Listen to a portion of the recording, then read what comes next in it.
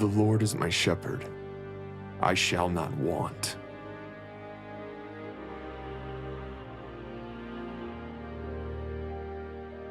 The Lord is my shepherd.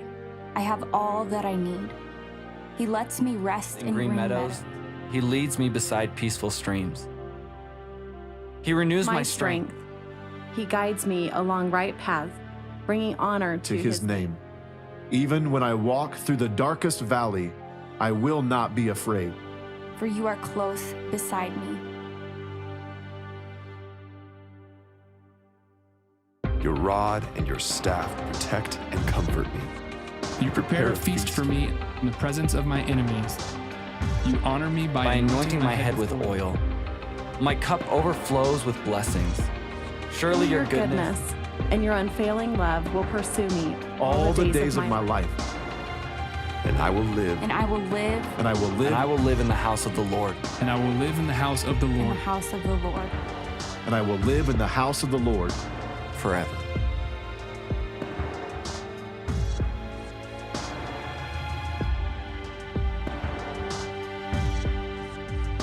Forever. All right, good morning, church. So good to see y'all. So a couple of weeks ago, I had probably one of my most biggest ADD moments here at church. I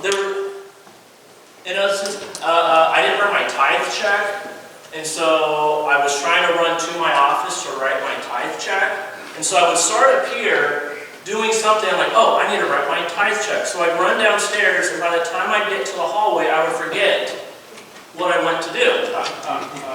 And so I stood in the hallway, and some people are looking at me just kind of doing one of these, and then, what's going on? And I'm like, I forgot what I came down here for. And so then I would just walk right back up here, start doing something like, oh, my tithe check. And so I'd run back, and I'd get to the mailboxes,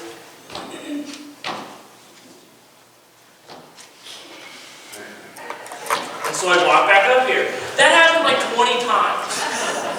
Okay, where I'd have to walk back up here. And then it got even worse because, on Sunday mornings when people see you, it's like, oh, hi, so good to see you. Oh, I need my hug. And it's like, I'm trying to remember. It's so good to see you. And so, yeah, it was just, I was so distracted. And it wasn't until I was standing in the back, my arm was raised as I was worshiping the Lord. And then I was like, my tithe check. And so I got distracted by my worship, by my praise, and I ran down, and I finally wrote it out and back up. But that was just like one instance of my ADD just kind of getting out of hand. And there's been many others. Growing up, my teachers would remove me from everybody else and put me in the corner because I would get distracted by everybody around me. And they thought, oh, hey, if we put you in a corner by yourself, okay, it's going to fix the problem. And it didn't, because I just talked that much louder so people could hear me. And then the teacher's like, well, we're going to move them right by our desk. You see, I was able to do my homework and talk at the same time. The other people around me, they couldn't do it. So I was distracting them. So the teacher's like, well, let me pull him, and he's going to sit right by my desk. He's not going to talk to anybody. That lasted maybe a week because then the teacher wasn't able to get her work done because I was talking with the teacher. And so ADD has ran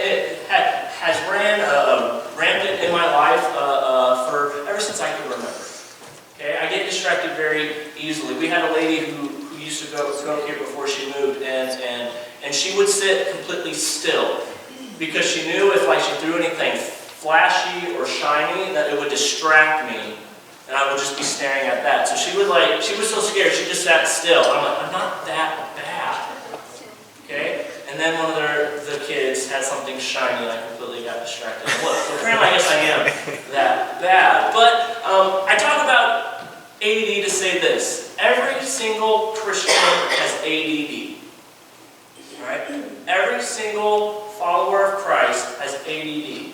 And what I mean by that is that we are always distracted from our focus on Christ. There's something in this world, something that goes on in our life that distracts us from following Jesus. And so some crowd participation, okay? This is where some honesty needs to come in. All right? What distracts you from following Jesus? That is not a rhetorical question. Job. Huh? Job. Your job? Kids. Kids? There's just so many opportunities. Mm-hmm. Yeah, so many options to choose from, and it's like, ooh, this one sounds nice. Okay, yeah? Life, absolutely. Binge watching. Huh? Binge watching. Binge watching Netflix. Oh, you watch your stuff, Janet. Don't you dare say that.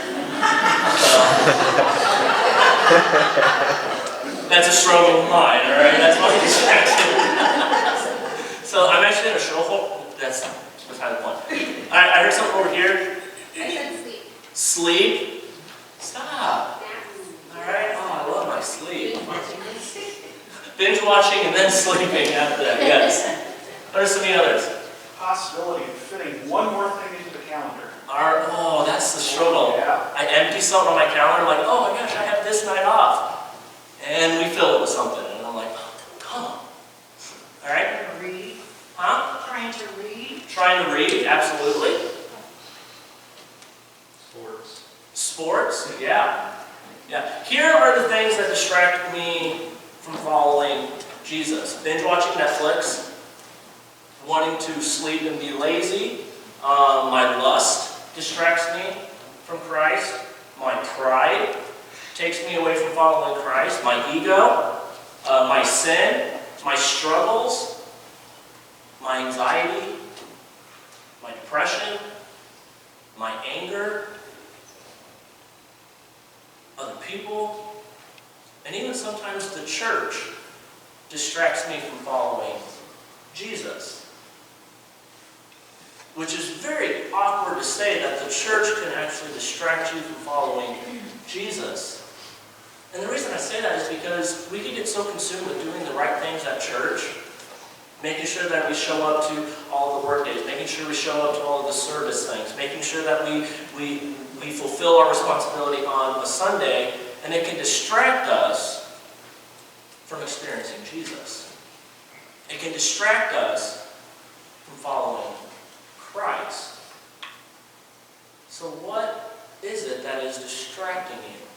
Because the reality is, with those distractions, yeah, your life might be okay for a while, but in the end, those distractions that lead us off the path of Jesus and on the path of something else ultimately will lead us into the valley. Right? In Galatians 5, verse 7, Paul says this, "You were running well. Who hindered you from obeying the truth?" What has distracted you? What has pulled you away from the gospel that has saved you? What has pulled you off of the path of righteousness and onto the path of unrighteousness? What is it that is distracting you? You see, the past couple weeks, we have looked at what God does for us while we are in the valley. The first week, we looked at how God provides for us, that when we are lost, when we are hurting and alone, that God provides us the healing and provisions that we need to get through the valley and onto the mountain top. And last week, we learned that being in the valley can be exhausting. You're fighting constantly. You're fighting those battles. You're fighting the urges. You're fighting the struggles. Rob, I'm not going to fall, don't worry. All right? You're fighting everything. And sometimes all you need to do is just rest. You just need to stop and just be in the presence of God. Be in the peace of God. Because like I said every single week, God might not pull you out of that valley right away, but He will be there with you. And sometimes when you're in the valley and in the mess of things, sometimes you just got to stop and just rest. Just rest. Take a nap. All right, the valley is exhausting. We need to surrender to the Good Shepherd, Jesus Christ, and He will give us rest. He will lead us into green pastures. He will provide for us the peace that we need so that we can regroup, recharge, and refocus to get out of the valley. You know, we end up in the valley for many different reasons. All right? We can end up in the valley because someone else has done something to us. Somebody has caused an injustice upon our lives. Somebody has taken something from us. They've taken our joy. They've taken our innocence. And so we allow what other people have done to us to put us in a very low point, into the very low point in the valley. Satan is another one who leads you into the valley. Okay, Satan is the master deceiver. He comes to steal, kill, and destroy. He wants God's children in the valley. He wants them in the low part because you are less of a threat when you're in the valley. You want to know why? Because you're so focused on the issue going on that you take your eyes off of Jesus. And then the other reason that we end up in the valley, and we don't really talk about it, is ourselves.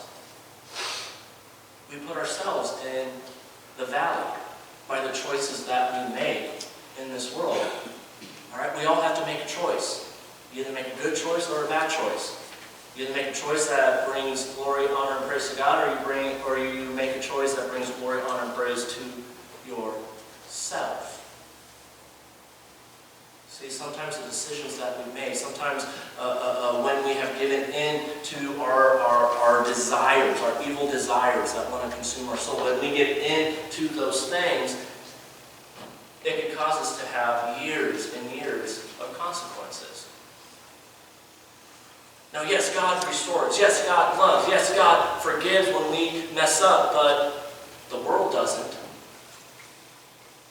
So sometimes we have to suffer the consequences of this world because of the actions that we've made. And that puts us in the valley. And I love the series that we're going through the valley. And I love Psalm 23, and I especially love Psalm 23:3. Because what we're told here, what David tells us is that God, He restores my soul. He leads me in paths of righteousness for His name's sake.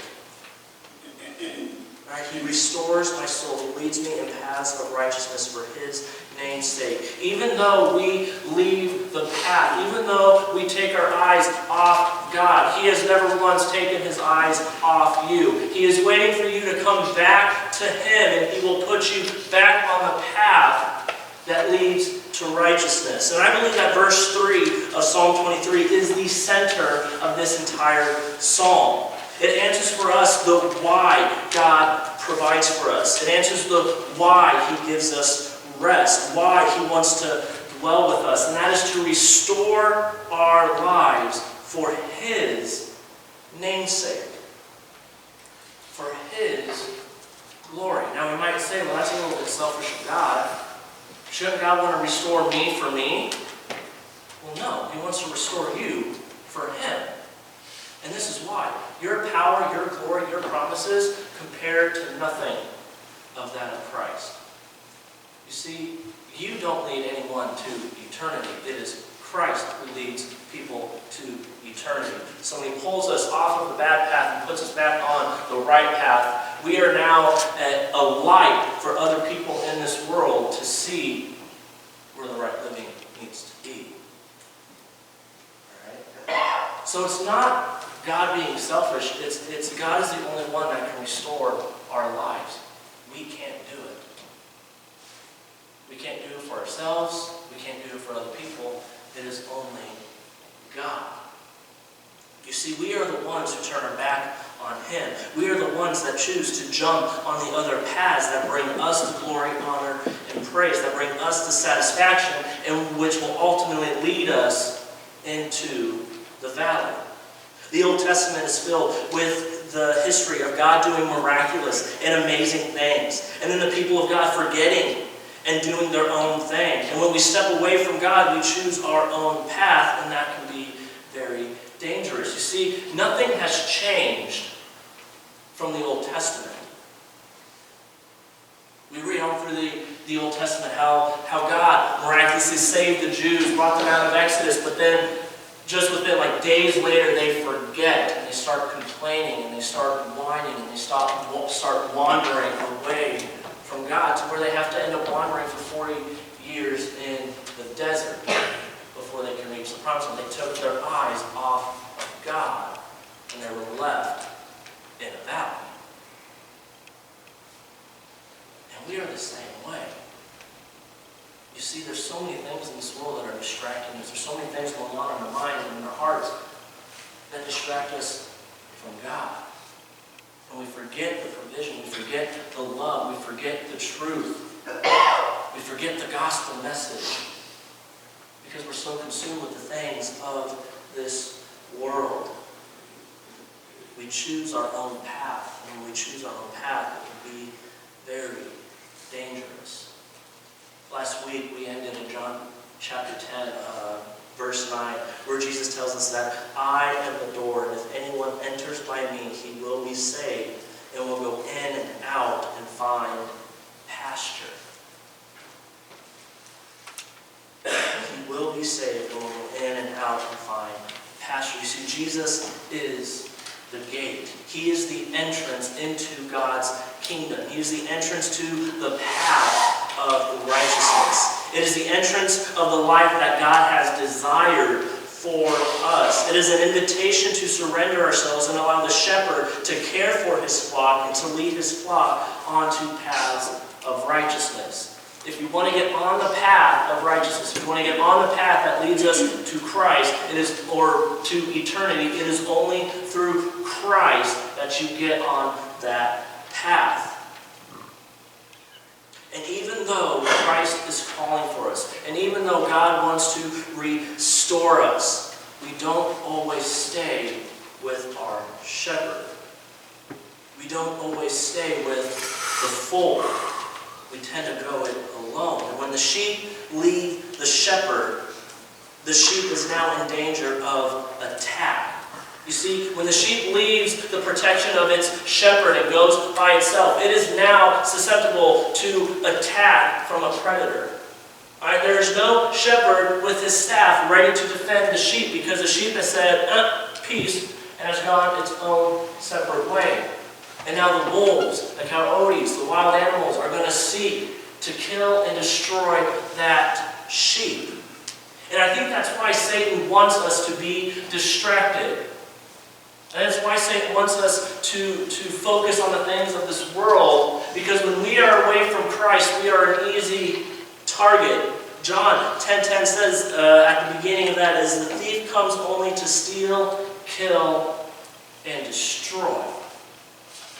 That is what the thief comes to do. And when we leave the shepherd, we are susceptible to the thief coming to steal, kill, and destroy. And so the question I want to ask is, who or what is the thief?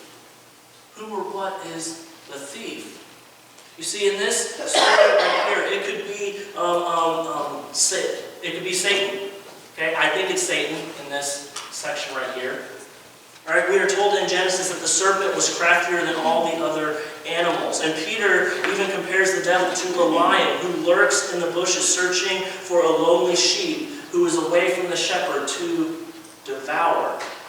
When we go back to Genesis, the two oldest lies is, you will be like God and you will not surely die. You see, from the very beginning, Satan was doing everything that he can to pull us away from God. He was doing everything that he could to pull us from the path of righteousness to the path of ourselves. You will be like God.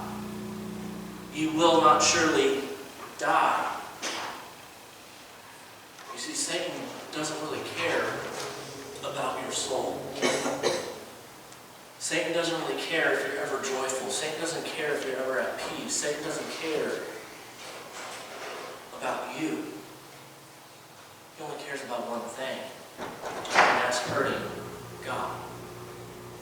He wants to hurt God, and the way he hurts God is by taking his children away from him. And he's doing a dang good job. He's doing a good job. So how does he do it? How does Satan steal, kill, and destroy us? You see, I think he allows people to feel comfortable. If you never come face to face with the devil, you're probably going in the same direction as him. Right? And I think he allows people to feel comfortable in their current situations. Because I know a lot of people that are not following Christ who are actually living a good life. You know, they're doing well for themselves. They're not struggling with frustration. They're not struggling with anger. They just seem like a genuinely happy person. And I think that's because Satan wants them to feel comfortable, because when they feel comfortable, then they know they don't need Christ. They don't need God. If you're not going, if you're not encountering the devil on the path, then you're going in the same direction as him. You see, I know of non-Christians, like I said, who are living a fun and troublesome or trouble-free life. Another way that I think Satan distracts us from the path of righteousness is that he actually uses other Christians to do it. You see, we are not perfect people. Recently, Kanye West became a Christian, and he put out a rap album. And he is getting attacked on both sides. He's getting attacked from the secular world, and what's even sadder is he's getting attacked from the church. Because the church is saying, oh, Kanye's just doing for a publicity stunt. He's just doing it just to get money. He's not really saved. He hasn't really accepted Christ. I was reading an article this week about how he was doing an interview, and the comments underneath from Christians was saying, well, he doesn't seem very humble to be a Christian. Well, goodness gracious, he's not going to be humble overnight. I love you all. Y'all ain't humble. Some of y'all have been Christians longer than he has. I've been a Christian since I was 17. I'm working on it. But it's like he has turned over his life. He has put out a Jesus is King album. Now, I've listened to the album. I'm not a huge fan. It's just not my cup of tea. Okay? But he's trying to change his life. He's speaking out against the things that bring destruction into our lives. But yet Christians aren't accepting it. And I think Satan can use that to pull Kanye off of the path.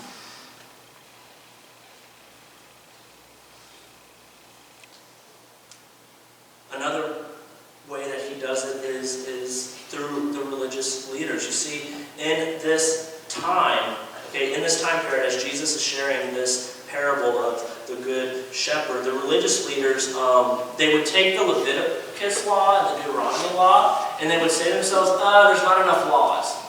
So they would add more laws to it.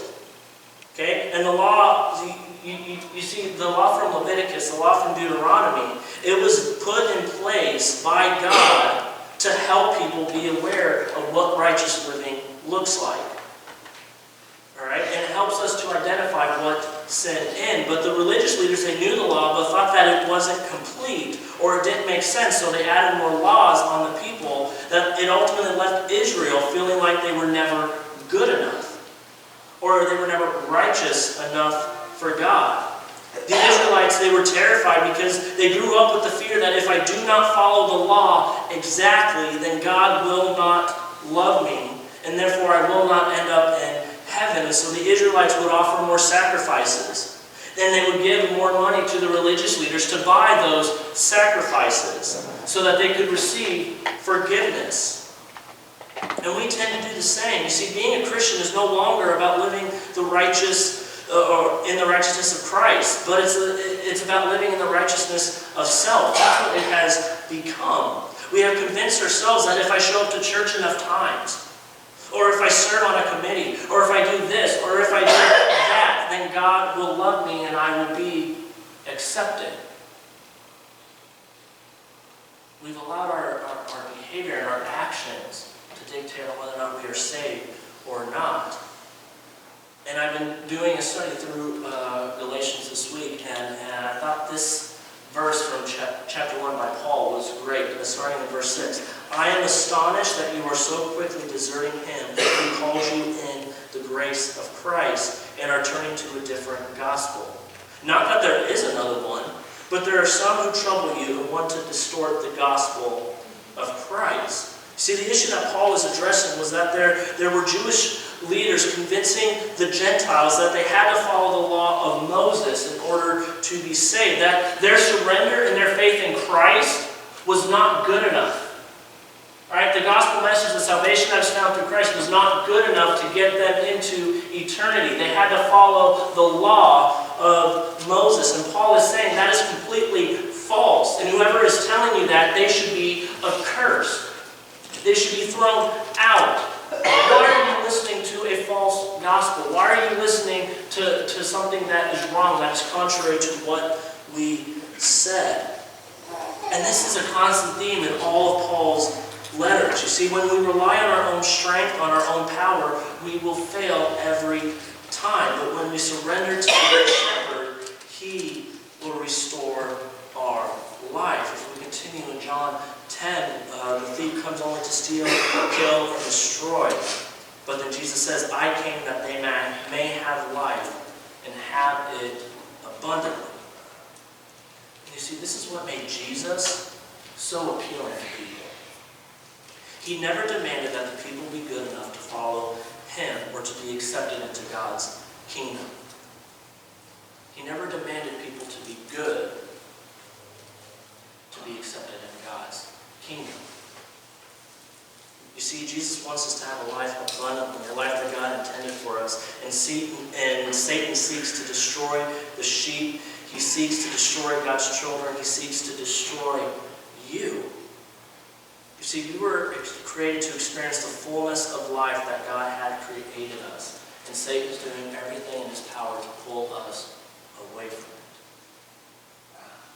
And Jesus is inviting us to be with him. Like, we need to get it out of our minds that sidetrack, not really a sidetrack, but I have had so many conversations with people about not wanting to give their life over to Christ because they've said, well, I'm not good enough. I don't know enough. I'm not smart enough. If God truly knew what I went through, he wouldn't accept me. You see what's pulled them off of the path? The lie. The lie that they believe has pulled them off of the path that leads to righteousness. And Jesus is saying, you don't got to be good enough. All right? You can't be good enough. All right? Because you're not good enough. But I love you despite of that. You see, it is Christ's goodness that brings us into the fold. It is Christ's love and sacrifice that brings us to the path of righteousness. Nothing that we have done ourselves, but it is Christ who works in us and through us. So no, we are not good enough to be accepted. We do not deserve any good thing that comes from God, but God so lovingly gives it out of his graciousness, out of his goodness, and out of his love. And don't let any other gospel, which isn't a gospel at all, distract you from that, pull you from that path. Jesus wants us to have the fullness of life through salvation found only through him. Jesus goes on to say in verse 11 of chapter 10, I am the good shepherd, and the good shepherd lays down his life for the sheep. You know, in John chapter 10, Jesus tells us 3 times that the shepherd lays his life down for the sheep. Jesus absorbed the law. Jesus absorbed our sin when he went to the cross. And when we surrender to Christ, we are clothed with his righteousness, his protection from the thief, and we are brought in through the gate and into the fold so that we can have the life that we have all wanted. We can have the life that God created us for. You see, God is not after transformed behavior. He is after a transformed heart. And so let's go back to Kanye. Yeah, there's some actions that he is going to continue to have to wrestle with. There are some things that he is going to do that are probably not the most Christian thing. Let me ask you, when you first became a Christian, did you do everything right? Did you do everything that God asked you to do? Were you humble? Did you stop your gossip? Did you forgive those who have done you harm? The answer is probably no. but through time, through your growth, through your journey on the path that leads to righteousness, right living. It has helped you to overcome gossip. It has helped you to learn humility. It has helped you along the way. And it's all done because of what Christ did on the cross. You see, we can be restored to the path of righteousness because of what Christ did on the cross. See, it's not a path of morality, it's a path of holiness. It's not a path of white-knuckle discipline, but a path of a free heart. That is what Christ gives us when we enter through his gate, when we enter through him. And so, church, we have two options. Every single one of us has two options, two choices that we need to make. Are we going to choose Christ's path? Or are we going to do our own path? Are you going to do the path of righteousness that leads to eternity? Or are you going to do the path of whatever is opposite of Christ? That is going to lead you constantly into the valley. And you see, every living person has to make this choice. There is no way around it. And remaining silent and doing nothing, you are choosing a path. You have to make a choice. And this choice has been around since the beginning in Genesis. Since the beginning of the exodus of the Israelites. And in Deuteronomy 30, verse 15, Moses says, "See, I have set before you today life and good, death and evil. Pick one." Do you want life and good, or do you want death and evil? You need to choose. And then Joshua, who took over the Israelites after Moses passed away, in Joshua 24:15, he says, "And if it is evil in your eyes to serve the Lord, choose this day whom you will serve, whether the gods your fathers served in the region beyond the river, or the gods of the Amorites in whose land you dwell. But as for me and my house, we will serve the Lord." You either serve Jesus or you serve something else. You can't have it both ways. And even Jesus gave out these two options after he performed a miracle of feeding over 5,000 people. And then he tells them, "If you follow me, you need to eat my body, for I am the bread of life." And the people are like, "Oh my gosh, this teaching is too intense." And they leave. And so when they leave, Jesus turns around to his disciples and he says to the 12, "Do you want to go away as well?" Those two options are back. You either choose to follow me or you don't. You can't ride the fence. Paul tells us in Romans 6:11, "So you also must consider yourselves dead to sin and alive to God in Christ Jesus." You have to make a choice. You can't have it both ways. So my question for you is, what path are you going to choose? Are you going to choose the path that leads to destruction? Are you going to choose the path that leads to restoration? Are you going to choose the path that leads you to the valley? Or are you going to choose the path that leads you to the mountaintop? Because the only way you're ever going to get to the mountaintop is through Jesus. The only way you're ever going to get out of the valley is if you stop fixing your eyes on the things of this world and you start fixing your eyes on Christ. I don't know about you, but I hate living in the valley. I hate sitting in the valley. I hate not knowing how it is going to end. I hate the depression. I hate the anxiety that the valley brings. And if I want to get out of the valley, I have to fix my eyes on Christ. But I can't make that decision for you. That's a decision that I made for myself. You have to make the decision. What path do you want to choose? Worship team, go ahead and come on. You see, the challenge that I give you is to fix your eyes on Jesus, and he will lead you to righteousness.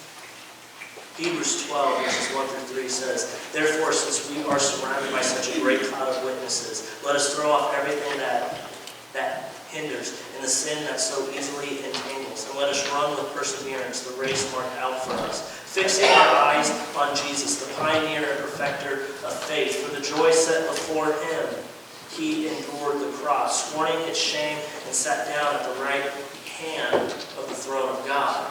Consider him who endured such opposition from sinners, so that you will not grow weary and lose heart."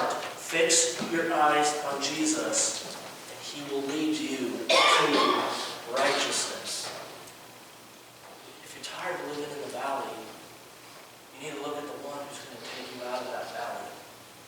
You need to look at the one that is going to provide you what you need, who's going to give you that rest. Because what we're going to talk about in a couple weeks is that God desires to dwell with us. He desires to be with us. That's why he sent his son, so that he could be with you. It is only by our surrender to the power and sacrifice of Jesus Christ that we can be restored to the path of righteousness. And even though I'm prone to wonder, he still leads me beside still waters and restores me in paths of righteousness. Not because I am worthy, but because he is generous. Craig Rochelle says, God can do more with your surrender than you can do with your control. Okay, it is about God. It's not about us. When we make it about us, and we choose to follow our own path, we leave the Good Shepherd. We leave the protection, and we go it alone. When we leave that protection, we're susceptible to the thief. We're susceptible to encountering the evil one who seeks to kill and destroy. You see, Christ will lead us like still waters, and he will restore us to the path of righteousness. But we have to choose to follow him. We have to choose to get on that path. See, Christ wants to restore every single one of us. Every single person in this world, every single person that has been created, God wants to restore. He wants to revive us, and it is only done through Jesus Christ. Through Christ's death, burial, and resurrection. That is how he restores us. That is how he revives us. So which path are you going to choose? You want to choose the path that has led you into the valley, or do you want to choose a path that will lead you to the mountaintop? It's all on you. And you have to make a choice. You can't have it both ways. And God loves us so much that he gives us that choice. To follow him, to fix our eyes on him, to surrender ourselves to him, and he will lead you on the path of